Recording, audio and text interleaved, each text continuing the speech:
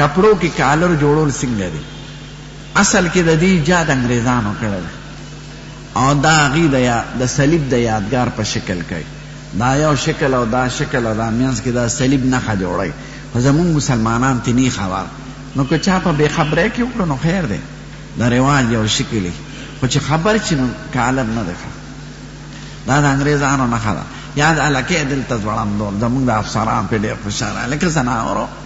د انګریزانو دومره نقل لید په تاسو کې چې ځان پوهوي نه چې د هلکۍ څه شي دی. نو رومال دی چې سړی پې مخ پاکي، نه پې پوزه پاکوي، نه تولیه ده، دا څه شي دی؟ لکۍ خو شاته او ته هلکۍ مخې ته تړلی چې عالم ورته څه خبره وکړي نو دې کې څه راز دی، دې کې څه حکمت دی. او د انګریز بابا خبره چې واوري نو بغیر راز او بغیر حکمت یې قبلوي. دا زموږ د خلکو کار دی. نقلیان دي نقلیان. نو نقل مه کوه، په خپله جامه سړی ښکلی ښکاري، په لکۍ خو سړی بدي ښکاري. نو دا لکۍ مه ځوړندوئ. او کالر اگر چې عام خلک ما ته نه دي خبر دي د رواج په شکل کوي، خو که نه کوئ نو ښه به که یو سړي ښځې ته وایي ته په ما حرام یې، نو که قسم یې مطلب یې نو قسم دی، که طلاق یې مطلب یې نو طلاق دی. چې قسم یې نو طلاقېږي نه، خو کفاره به ورکوي. یا به مریی ازادوي، خو مریان دلته نشته، یا به 3 روجي نیسي، یا به 10 مسکینانو ته ډوډۍ ورکوي. او که طلاق یې مطلب وي طلاق، نو بیا به نکاح تړي.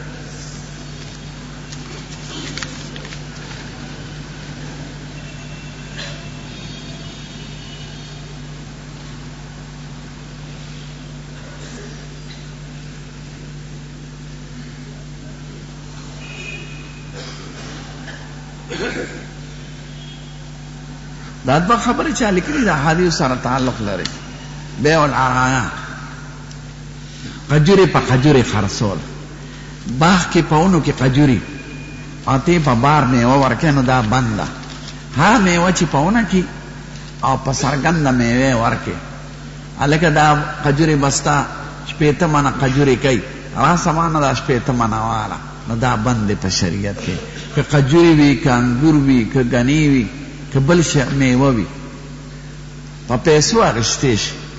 دا باغ په پیسو په ما خرڅ کړه، ټیک ده، خو په قجورې به په قجورې نه هلې، او انګور به په انګورو نه هلې چې هغه په باغ کې په بوټو کې او ته بار انګور ورکې. انګور به په اوسکو نه هلې، ځکه اوس کې هم د انګور جنس دی، نو جنس په جنس نه هلې، او په روپۍ غشتل روا دي چې فصل پوځي. څاروو کې څاروي په څاروي خرڅول روا دي، خو چې لاس په لاس که زیات یې که کم یې، که یو یې که دوه یې. یوه میخه یې په 2 میخو یې خرڅولی شي، یو غوی وي په 2 غویانو یې خرڅولی شي.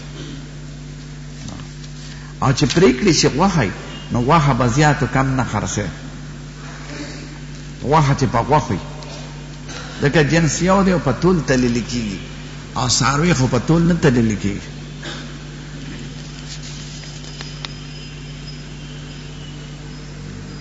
داسې وي رښتیا ده چې امام ابو حنیفه اودس کو، یو سړي ولیده چې اودس یې کو، نو په هغې اوبو کې ورته د پلیتې اثر شي.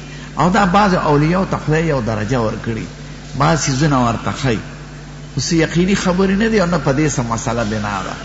داسې وایي چې په حوض یې اودس کو او یو سړي مې اودس کو، هغه ته وایي وروره زنا مه کوه، نو داسې معلومېږي چې اوبو کې د زنا اثر لیده.